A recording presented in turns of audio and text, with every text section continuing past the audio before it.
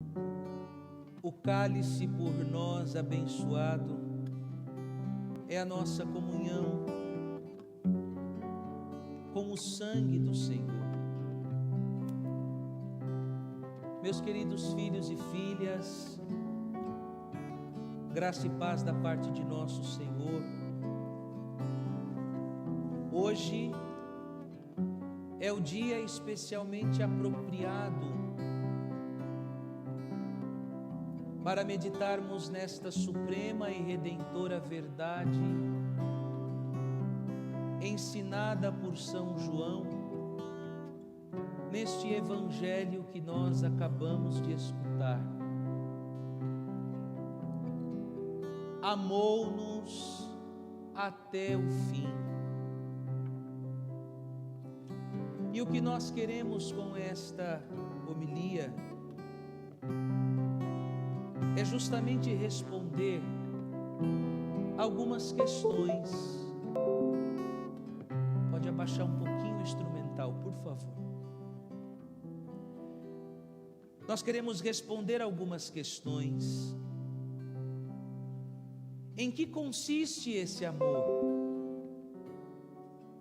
Por que nos amou deste modo? E como temos correspondido este amor? São as perguntas fundamentais que não podemos deixar sem respostas nesta Santa Missa. Se esta noite não tivesse acontecido, meus filhos, se esta noite não tivesse sido vivida por nosso Senhor, nós não estaríamos aqui. Nós só estamos aqui, nós só estamos celebrando o início do Tríduo Pascal. Só existe a Igreja Católica Apostólica Romana porque graças a esta noite, graças ao que nosso Senhor nos deu, como a maior de todas as provas de amor que Ele poderia ter demonstrado por mim e por você, é graças a tudo isto, é graças ao sacerdócio que nesta noite ganha forma, rosto e eternidade, é que nós podemos celebrar o que nós estamos celebrando. Veja que lindo, porque a liturgia, ela é toda memorial. E veja o que nos diz o comentário bíblico desta Santa Missa. Memorial em hebraico, zícaron, não significa apenas recordação, mas atualização ou presencialidade no rito do acontecimento salvífico. Muitas das vezes nós achamos que quando nós ouvimos, e nós ouvimos isso em toda a Santa Missa, fazei isto em memória de mim, fazei isto em minha memória.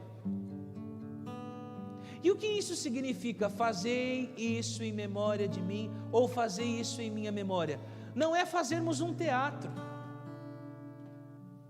não é apresentarmos uma cena a partir do relato bíblico que nós temos como roteiro, vamos apresentar um teatro de como foi. Não, não é isso.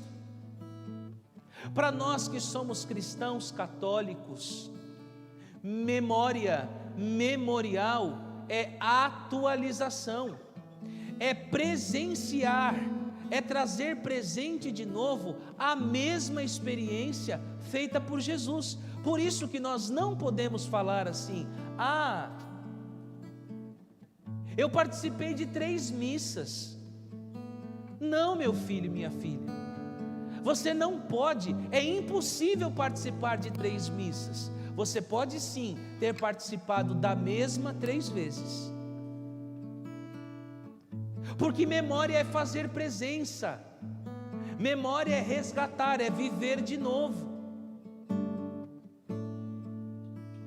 Por isso que não faz sentido nós olharmos para a Eucaristia que hoje nós estamos celebrando, com o olhar de nossa, como é bonito essa missa é tão bonita, não é? Porque nós temos o momento do lava-pés. Veja que o rito do lava-pés, ele é um rito que está inserido nesta liturgia como algo opcional, porque o mais importante desta missa não é o lava-pés.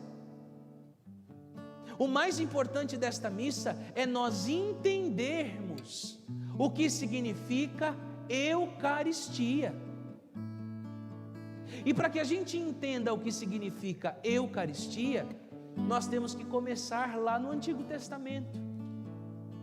Porque, como o padre já disse em algumas homilias, em alguns dos nossos cursos bíblicos, o Antigo Testamento, ele já nos prepara para o Novo.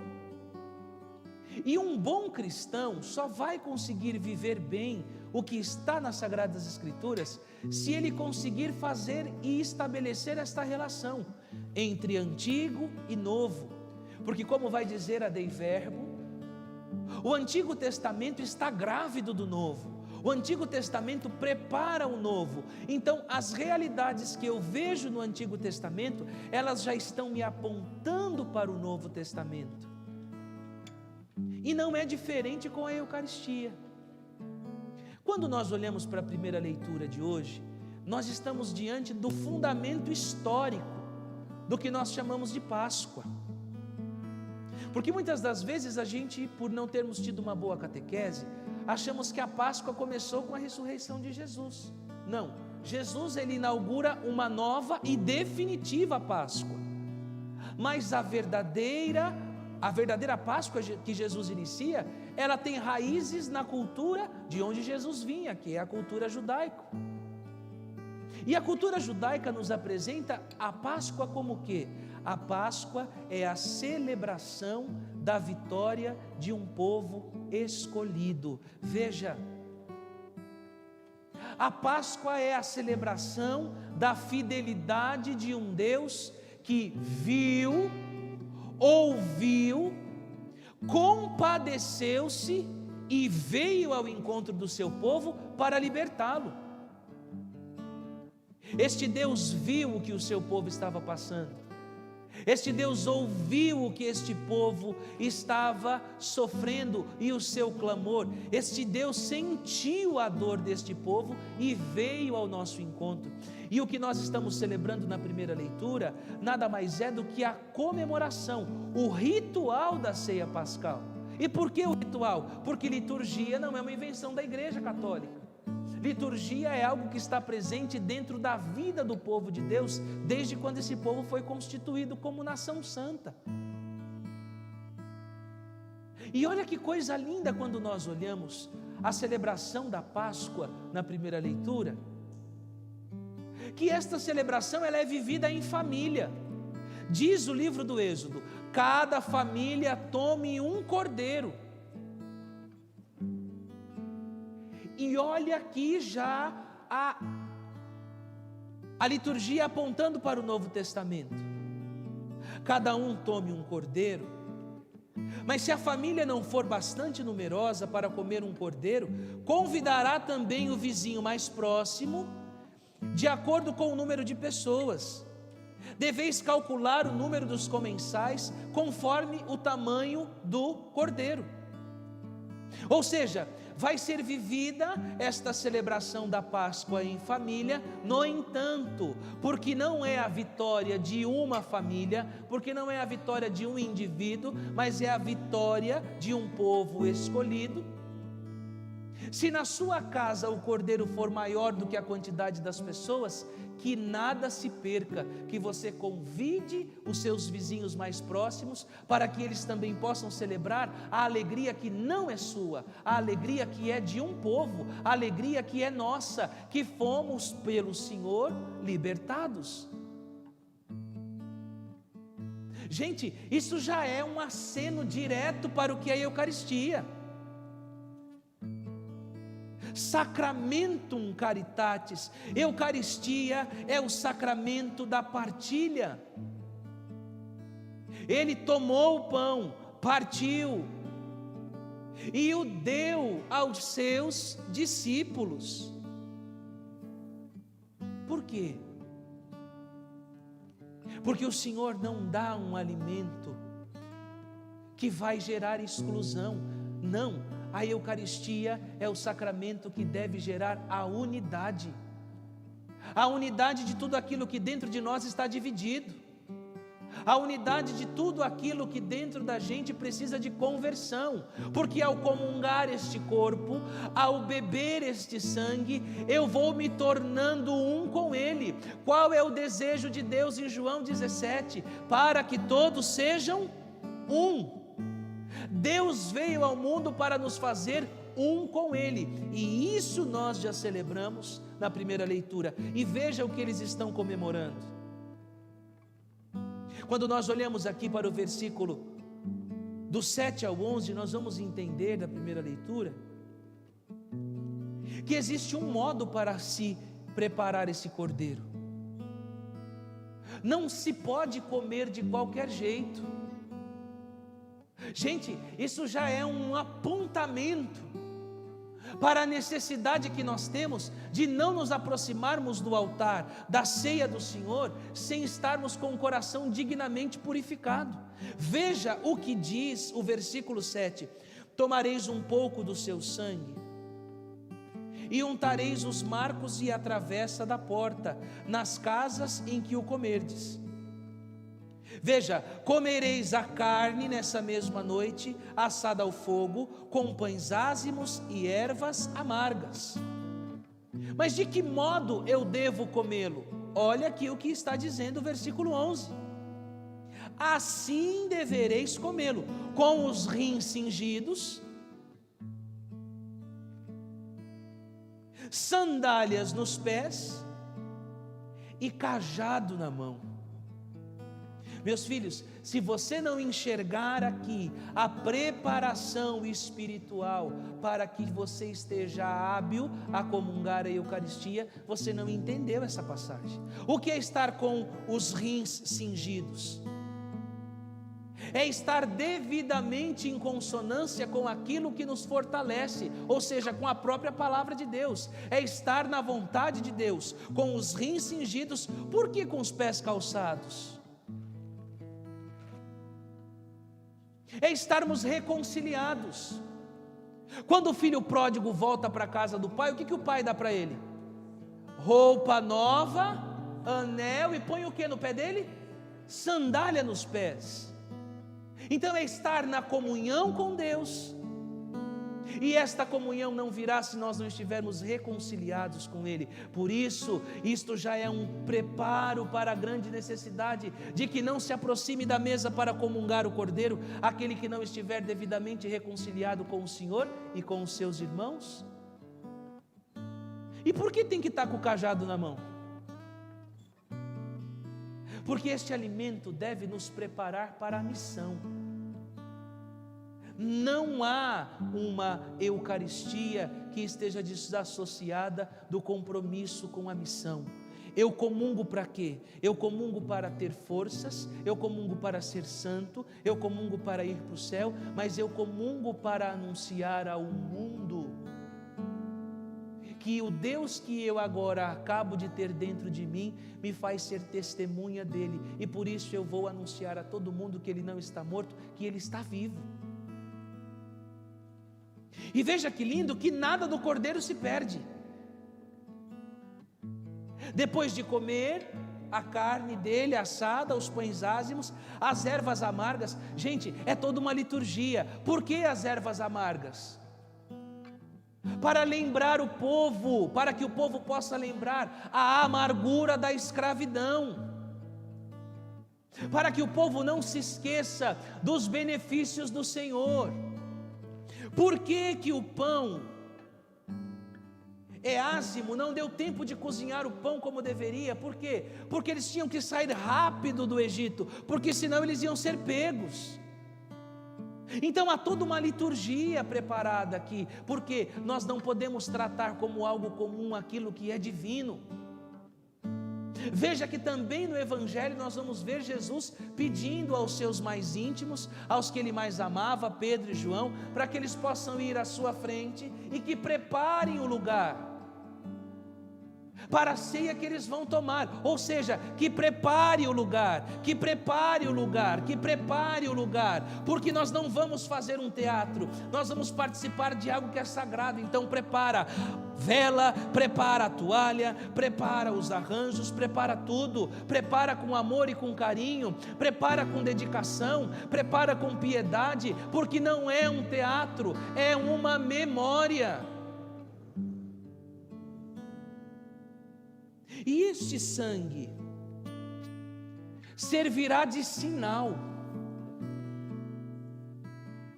Talvez a gente não consiga entender a força desta expressão, porque nós não conseguimos associar o que Deus já está através do livro do Êxodo nos preparando. Este sangue deve ser feito o que com ele? Versículo 13: o sangue servirá de sinal nas casas onde estiverdes. Ao ver o sangue, passarei adiante, e não vos atingirá a praga exterminadora, quando eu ferir a terra do Egito. Quem comer deste cordeiro, quem estiver revestido do poder deste sangue, não deverá temer a nada e nem a ninguém. O Senhor vai passar para fazer justiça, porque esta noite é a noite que o Senhor vai fazer justiça, para distinguir aqueles que são do povo escolhido e aqueles que não são. E qual vai ser o sinal de que eu sou escolhido por Ele? O sangue que eu tenho sobre mim, o sangue que eu tenho no batente da minha porta. A Eucaristia distingue quem é e quem não é de Deus. Veja que coisa linda. O sangue servirá de sinal, e esse sangue já está nos apontando para o sangue que daqui a pouco nós vamos ver vertido aqui, ó. Se o sangue de um cordeiro, de um simples cordeiro, que fora aspergido, que fora passado nos umbrais da porta da casa daqueles homens, serviu de sinal, para que Deus, ao passar por ali, não fizesse nada contra aquela família. Imagina o que acontece com você quando você comunga o corpo e o sangue de nosso Senhor.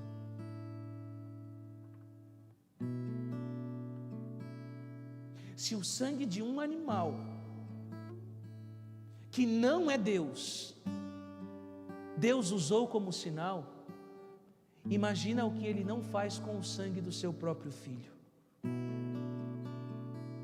E aí nós vamos entender porque dentro de toda a nossa espiritualidade eucarística, a presença do Cordeiro está sempre ali. É o Cordeiro de Deus, Agnus Dei, é o Cordeiro de Deus que tira o pecado do mundo. Quando João Batista vê o Senhor chegando, ele diz: este é o Cordeiro de Deus que tira o pecado do mundo, que tira o pecado do mundo. E depois João, lá no Apocalipse, ele vai ter uma visão, e essa visão espiritual, ele vai dizer: e eu vi um trono, e no meio deste trono estava sentado um Cordeiro. Quem é o Cordeiro de Deus que tira o pecado do mundo? É Ele.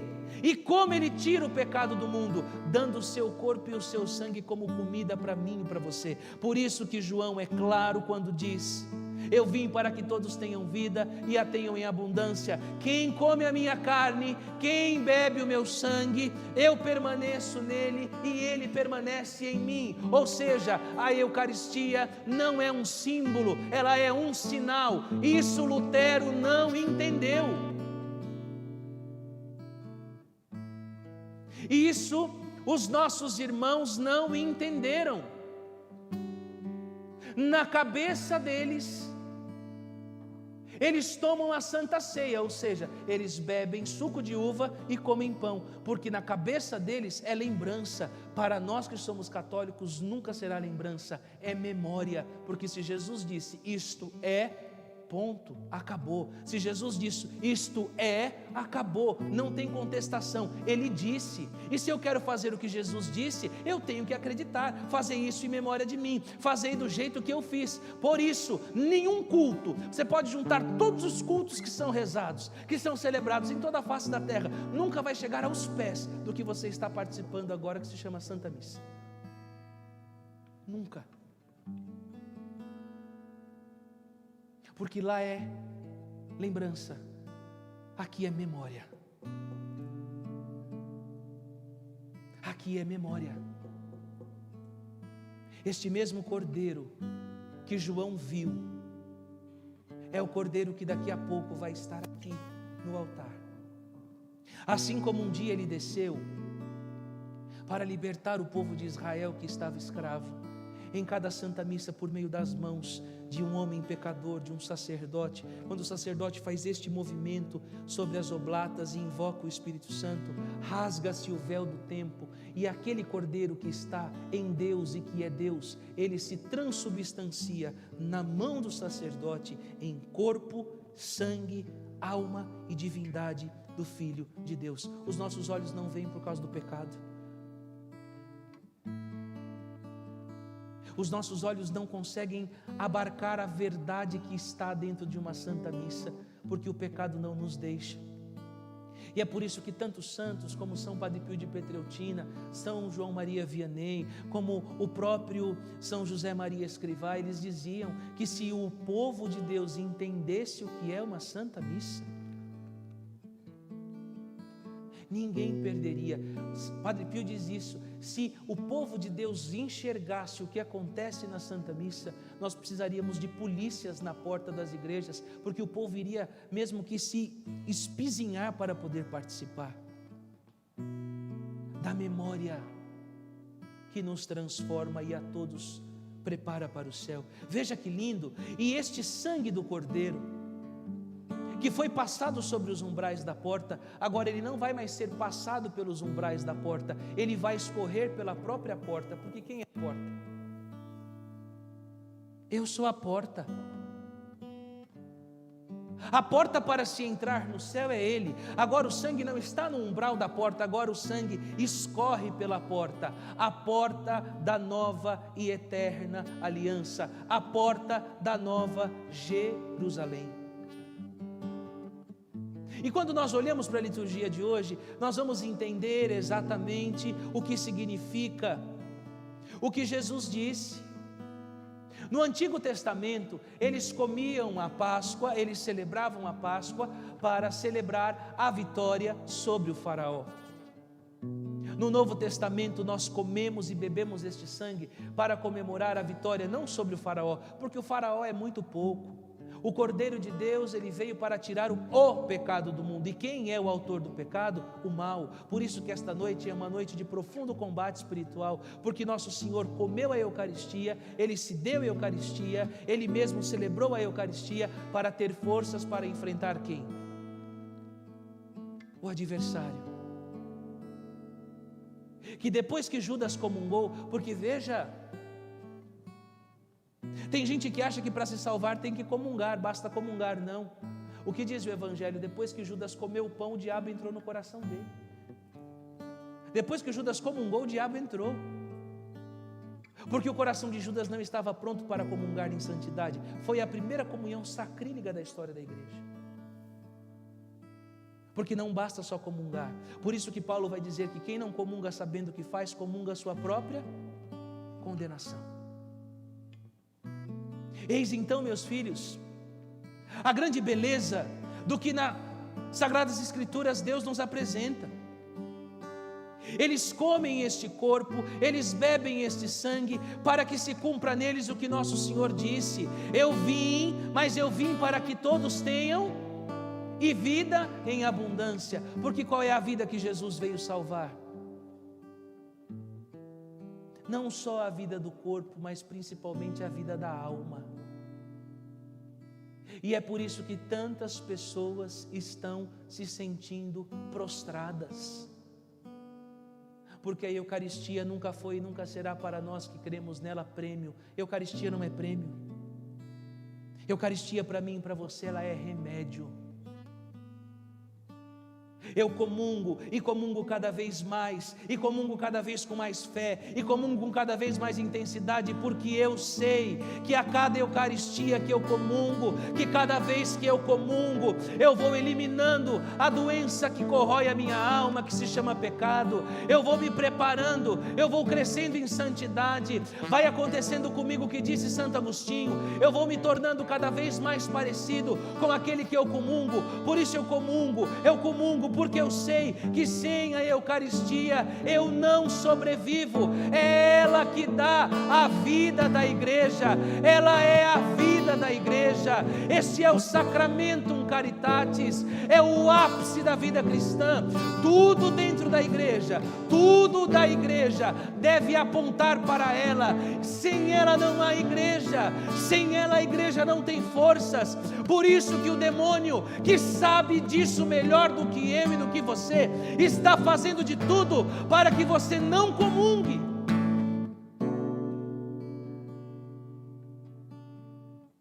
Porque ele sabe o poder que a Eucaristia tem. Porque ele sabe do que Jesus prometeu: quem comer a minha carne, quem beber o meu sangue, não morrerá jamais. Então afastar o povo da Eucaristia é começar a matar dentro deles a graça de Deus, porque a graça que nos dá saúde, a graça que mantém a nossa alma viva, é a Eucaristia. Nenhum homem, e ai do homem que proíbe um cristão de comungar Jesus Eucarístico, ele vai prestar uma conta alta para Nosso Senhor, porque esta é a maior de todas as sandices. Afastar um povo do seu Deus. Não deixemos, meus irmãos, que nos roubem a Eucaristia. Ela é o nosso tesouro. Muito se diz, a Igreja Católica é a igreja mais rica do mundo, não é? E os professores de uma história mal feita, de uma história mal estudada, de uma história mal contada, enchem a boca para falar isso nas faculdades, nas escolas. E o pior, jovens que cresceram na igreja, que comungaram a Eucaristia, que foram formados na igreja, vão para a faculdade e deixam que um monte de ateu destrua tudo aquilo que Nosso Senhor construiu dentro deles.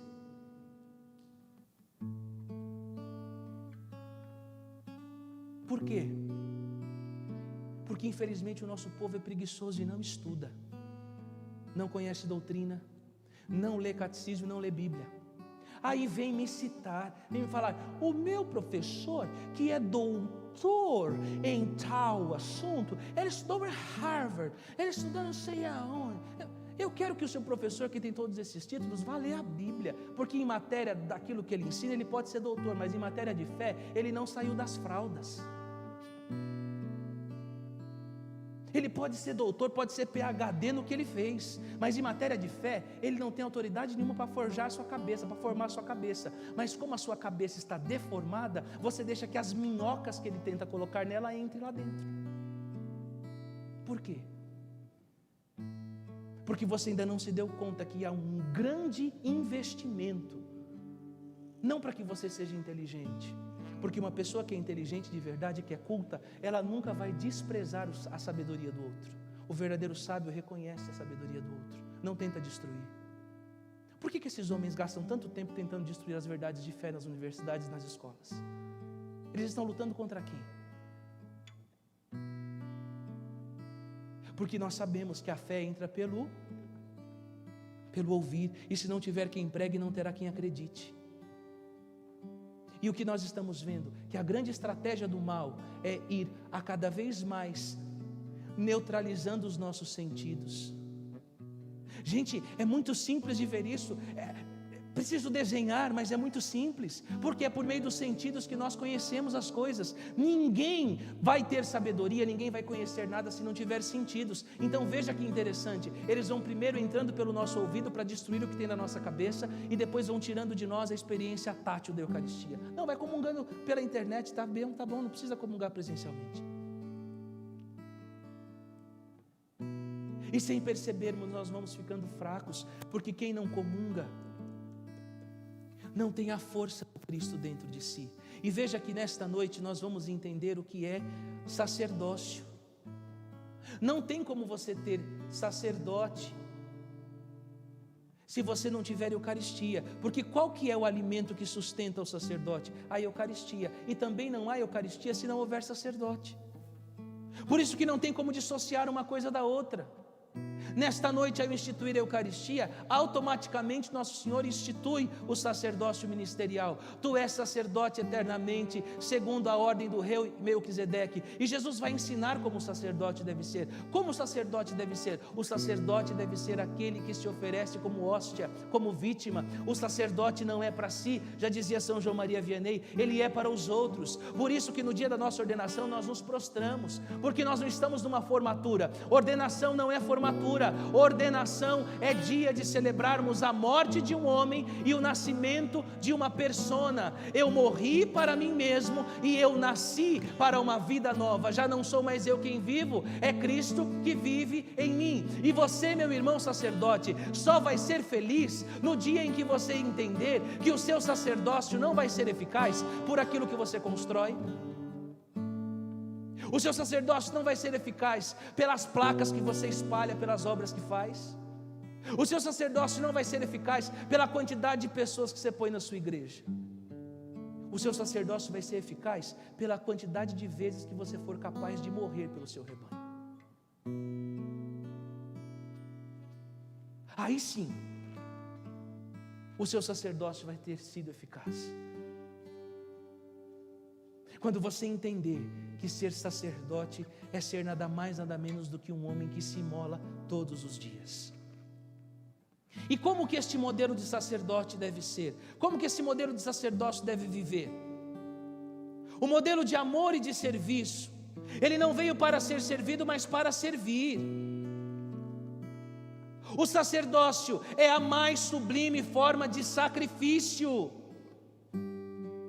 O sacerdócio é a mais sublime forma de sacrifício. E aqui vem uma coisa linda, porque você pode dizer assim: graças a Deus que esse negócio de sacrifício é só para o senhor que é sacerdote, não? O senhor é sacerdote, então o senhor se sacrifique. Parabéns para o senhor, lindo sua escolha, mas o senhor se sacrifique e seja feliz. Desculpe, querido, mas essa noite lembra também o seu sacerdócio, porque Jesus não instituiu um sacerdócio ministerial desvinculado do sacerdócio que você tem, que é o sacerdócio comum. Porque no dia do seu batismo você foi constituído sacerdote, profeta e rei. Se sacerdócio é sacrifício, então você que também é sacerdote, porque é batizado, é chamado a viver também deste mesmo modo, sacrificando-se a si mesmo para que os outros vivam. Por isso que o exemplo que Jesus vai dar, qual é? E aí nós vamos entender o porquê que existe o rito do lava-pés.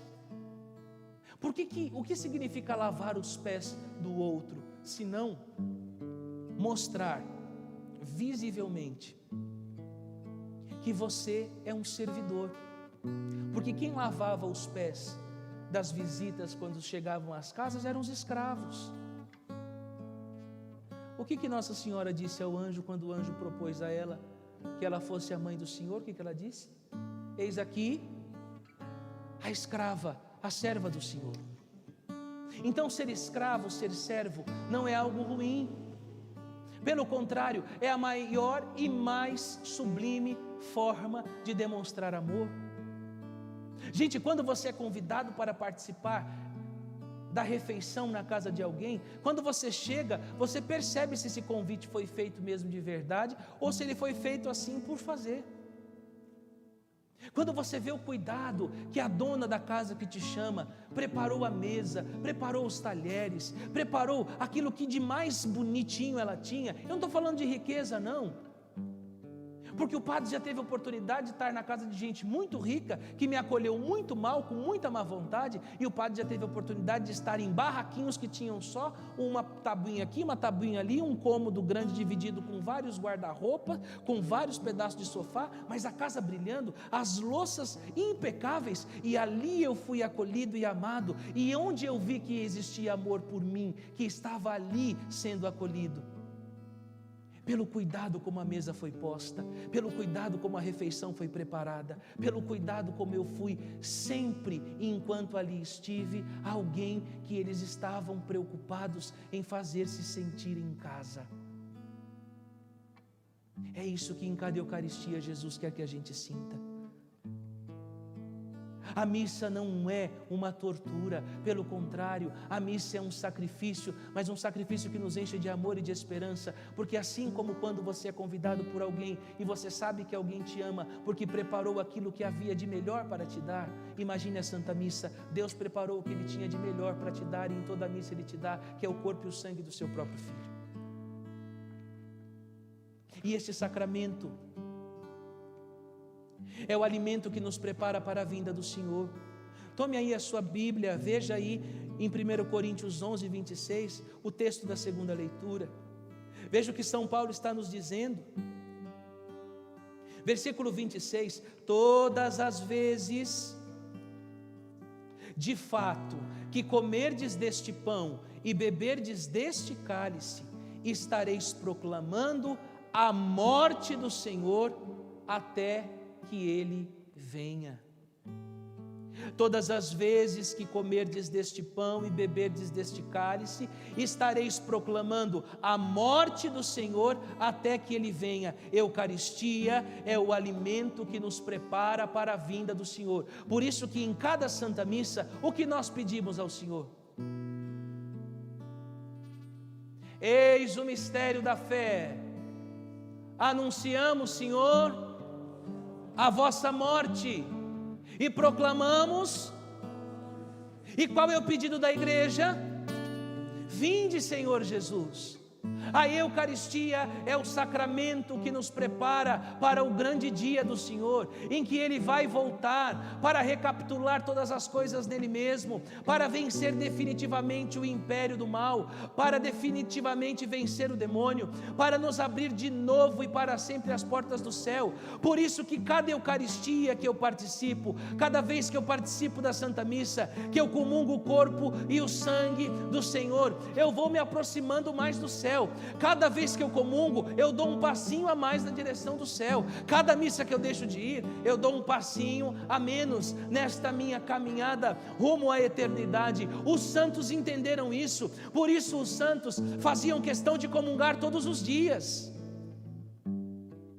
não por luxo, porque a Eucaristia não é prêmio, mas por necessidade, porque os santos foram homens que conheceram as suas misérias, e eles sabiam que se eles se afastassem da Eucaristia, eles não iam ter força na alma para lutar contra o pecado, contra o demônio e contra o mundo, que são os três inimigos da nossa alma.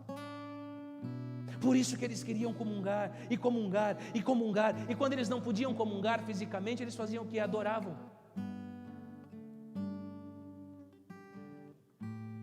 Porque você pode dizer: padre, a Eucaristia é tudo isso, e agora como nós vamos fazer, padre? E agora, padre, o que será de nós? Quem poderá nos defender? Não.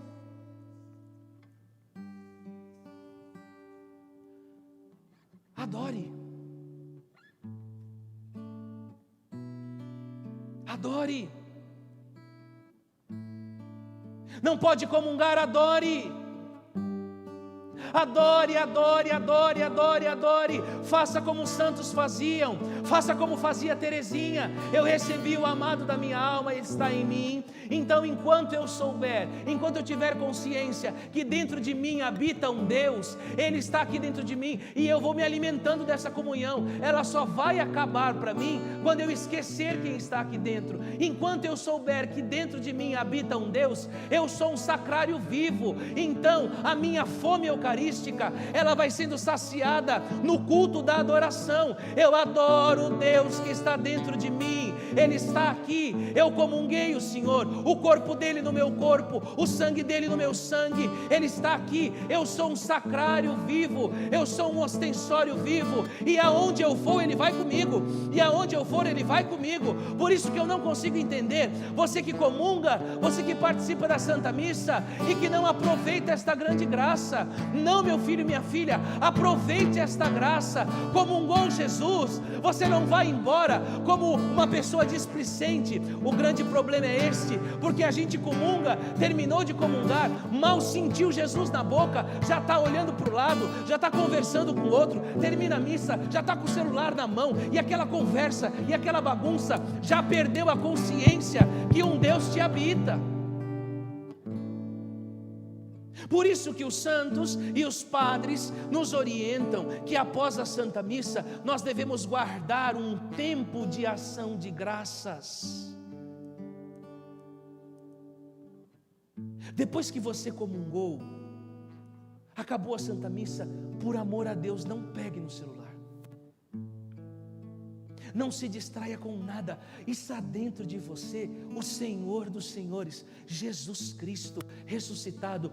Os minutinhos que você tiver depois da missa, nem que sejam poucos, não precisa ser meia hora, uma hora, se for melhor ainda, mas se você não consegue tanto, pelo menos 5 minutos, fica sentadinho no seu canto em silêncio, fecha os seus olhos e fique dentro de você com aquele refrão. Me dá a nota aí, Miguel. Adorar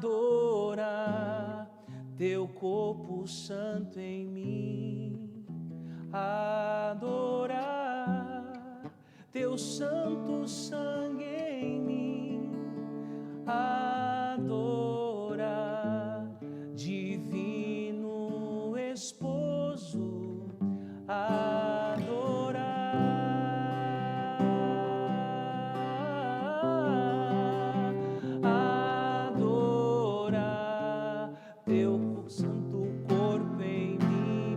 ministério, me ajudem por favor. Teu santo sangue em mim, adorar divino esposo, adorar. Veja, você acabou de comungar. Você acabou de comungar, então Deus está dentro de você. Então agora você vai aproveitar este momento que Ele está dentro de você para adorar este alimento que te trouxe vida, este alimento que te trouxe força, este alimento que te trouxe o céu. O céu está dentro de você, e você vai ali sentadinho adorando, e já vai contando para Ele, sabe, Jesus? E aqui começa o final da minha homilia. A Eucaristia nos torna amor, porque ela é o amor feito alimento. A Eucaristia nos torna amor, porque ela é o amor feito alimento. Então, nesse momento de ação de graças, enquanto Jesus está dentro de você, e que você tem consciência de que é Ele que está dentro de você, agora começa o diálogo, porque o diálogo não dá para ser dentro da missa. O ritmo litúrgico não permite. Na liturgia você come, tomar e beber. O ritmo litúrgico não permite esse diálogo. Por isso que a ação de graças é fundamental, porque depois que eu comi, porque depois que eu bebi, agora eu vou conversar com meu esposo. Eu atendo muitos casais, né? Desde os que estão se enamorando até os que estão querendo se matar.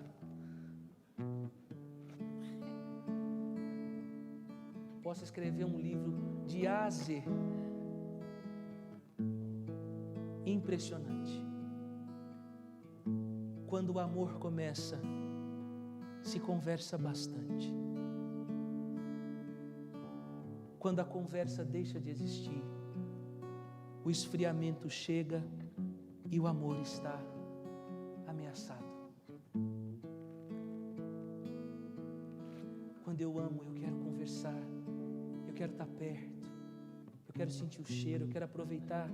Aí ficam aquelas coisas bobas, não? Desliga você. Não, desliga você. Desliga você. Desliga você. Aí dá boa noite 30 vezes. Boa noite, boa noite, boa noite, boa noite, boa noite, boa noite. Eucaristia nos torna amor, porque ela é o amor feito alimento. Ah, se nós tratássemos Jesus assim. Ah, se nós tratássemos o Senhor sacramentado assim.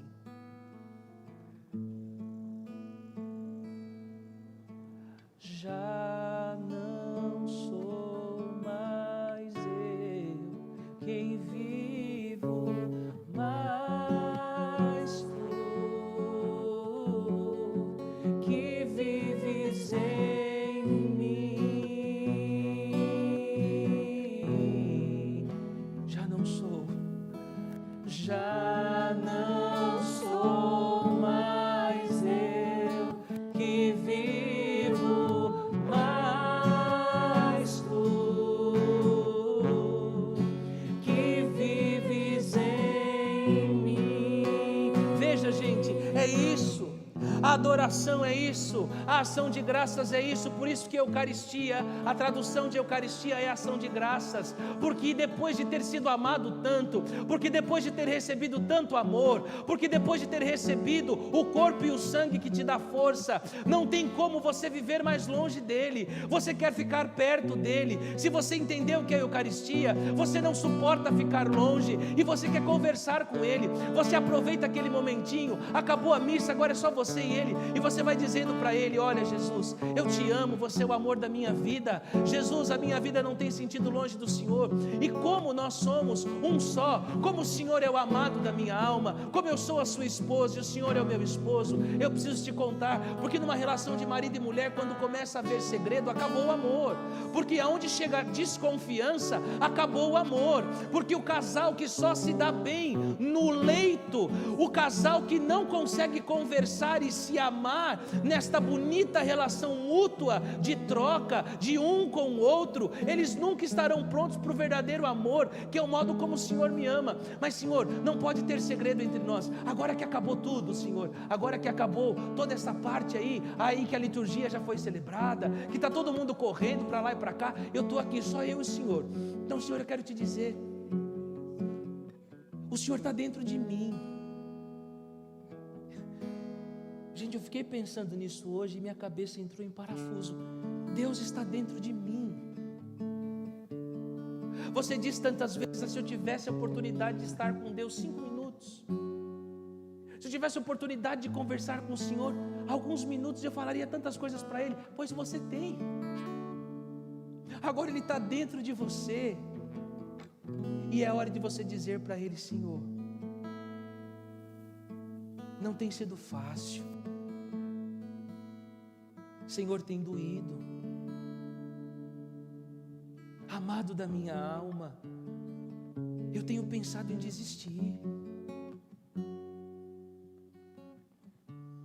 mas o Senhor está dentro de mim. O seu sangue e o meu agora são um só. O seu corpo e o meu agora são um só. E mais, aonde eu for, o Senhor vai comigo. Ah, Jesus, como eu quero que o Senhor mude algumas coisas que estão na minha casa. Ah, Jesus, como eu quero que o Senhor mude algumas coisas que estão acontecendo na minha rua. Bom, já que os que estão na minha casa não vêm até o Senhor, então eu vou levar o Senhor para eles. Já que os que moram na minha rua não vêm aqui, eu vou levar o Senhor para eles. Senhor, só que eu não consigo levar em espécie, mas eu consigo levar dentro de mim, porque eu sou sacrário. E aonde eu vou pisando, Senhor, é o Senhor que vai comigo. E aonde o Senhor entra, o Senhor vai mudando tudo. Porque aonde o Senhor está não há espaço para a morte. Porque aonde o Senhor está não há espaço para tristeza. Porque aonde o Senhor está não há espaço para nenhum demônio agir. Porque assim como o Senhor venceu o faraó, agora a sua Eucaristia vence qualquer demônio, qualquer partida. E aí você vai entendendo a relação que existe do amor esponsal dos santos com a Eucaristia. Os santos, gente, um dia São João Bosco foi buscar São Domingos Sávio, porque São Domingos Sávio ficou desaparecido no oratório. São João Bosco foi: cadê o Sávio? Vai procurar o Sávio, meu filho. Não achei Dom Bosco. Vai procurar o Sávio, vai lá. Não achei Dom Bosco. Dom Bosco preocupado, porque o Sávio era um Benjamim para Dom Bosco.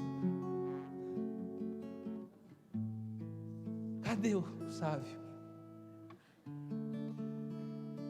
E o sábio não aparecia. Aí falaram assim: já procuramos em tudo que é lugar, só falta a capela. Nós não fomos na capela ainda. E quando eles chegaram na capela, o relato que está lá no livro é: Sávio olhava com um olhar fixo, parecia que estava petrificado. Já tinham passado horas e horas, e Domingos Sávio estava intacto, com os seus olhos fixos no Senhor sacramentado. Aí nós vamos entender porque a beata Alexandrina, mesmo deitada, ao ouvir o sino da igreja, ela sabia: agora o meu Senhor está sendo imolado no altar, já que o meu corpo, e agora eu estou falando para você que está longe da Eucaristia, já que o meu corpo não pode estar na igreja, então eu te peço, meu anjo da guarda, que você vá até a missa e que você adore o Senhor sacramentado por mim e que você traga este sacramento para a minha alma. Essas loucuras são as verdadeiras loucuras de amor. E eu encerro a minha homilia com João 13, versículo 1. Amou-os até o fim. O amor só é verdadeiro se ele dói. O amor só é verdadeiro se ele se imola. O amor só é verdadeiro se ele se entrega. Dei-vos o exemplo para que façais a mesma coisa que eu fiz. E o que Jesus fez? Amou até o fim. Não amou só até onde ele conseguia, ele foi além. E é isso que ele deseja de mim e de você. Feche os seus olhos. Mais uma vez, do início. Mais uma vez vim oferecer meu coração para que venhas habitar. Sei, meu Senhor, digno não sou. Sou de receber-te dentro de mim. Do início, mais uma vez. Mais uma vez venho oferecer meu coração para que venhas habitar. Sei, meu Senhor, digno não sou. Ninguém aqui é digno de receber o Cordeiro imolado, mas Ele pagou o preço da nossa dignidade. Quando Ele derramou o seu sangue na cruz, Ele me fez digno, fez você digno, devolveu a nós esse direito. Não permita que ninguém roube de você o direito de comungar. Cante a sua saudade da Eucaristia nessa noite. Chore a saudade da missa nesta noite. Chore o desejo de Deus que a sua alma seja eucarística, que a sua alma anseie pela comunhão, que a sua alma sofra de amor por Ele. O que me resta, Senhor, se me deixarem sem a Eucaristia? A memória da minha última comunhão deve me sustentar.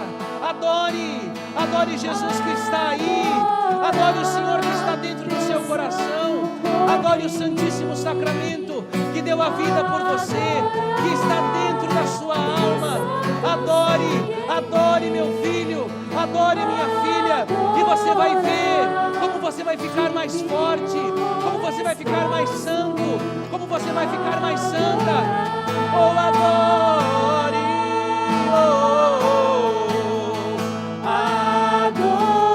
teu corpo santo em mim. Adorar, Senhor. Adorar teu santo sangue em mim. Adorar o divino nesta noite entregou tudo, entregou a vida, entregou a alma, entregou o corpo, entregou tudo dele. Adore o Senhor.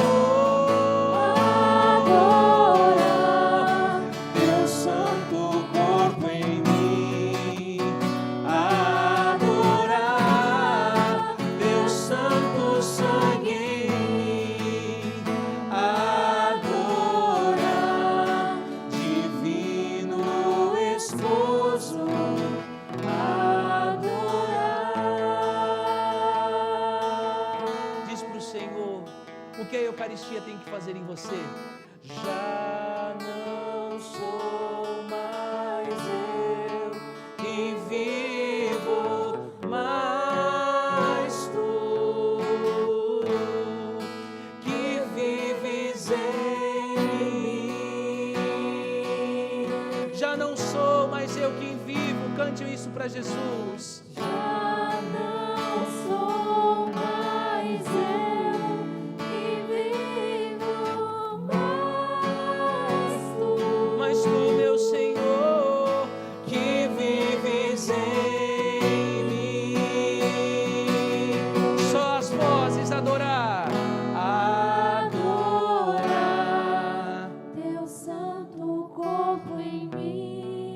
De casa, adorar teu santo sangue em mim, adorar o divino esposo, que nesta noite se faz Eucaristia, adorar.